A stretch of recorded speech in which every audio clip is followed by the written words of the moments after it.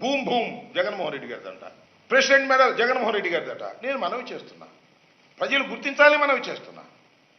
ఈ బ్రాండ్లన్నీ కూడా చంద్రబాబు నాయుడు గారు పరిపాలనా కాలంలోనే, అంటే 2019-14 కాలంలోనే ఈ బ్రాండ్లన్నీ ఇచ్చింది చంద్రబాబు నాయుడు గారు. దానికి లెక్క ఉంది, జీవోలు ఉన్నాయి. చూడండి, ఒక మాట చెప్తాను.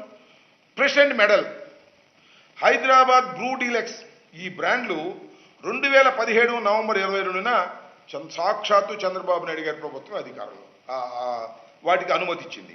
అలాగే governor reserve, life and Napoleon, olden Barton edge, 7 heaven blue, ఈ బ్రాండ్లు కూడా సుమారుగా ఇలాంటి 15 బ్రాండ్లు 2018 అక్టోబర్ 26న ఒకేసారి అనుమతించారు.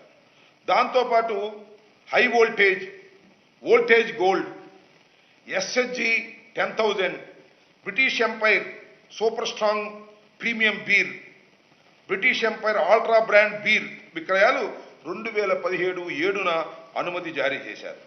దాంతోపాటు royal palace, new king, sign out, ఈ పేర్లతో విస్కీ బ్రాండ్లు నవంబర్ 9న 2018న వాళ్లే జారీ చేశారు.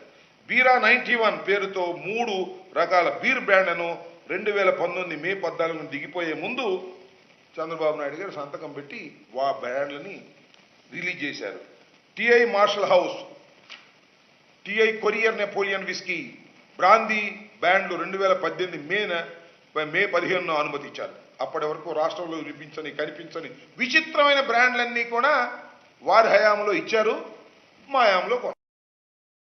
దీనికి అంతా బురదంతా మామే జల్లే కార్యక్రమం పర్మిషన్ చంద్రబాబు నాయుడు గారు పర్మిషన్లు ఇచ్చి జగన్మోహన్ రెడ్డి గారి టైంలో ఇటువంటి ఒక అపవాదు వేసి ప్రజల్ని నమ్మించలేటువంటి ప్రయత్నం ప్రతి మీటింగులోనూ చేశారు.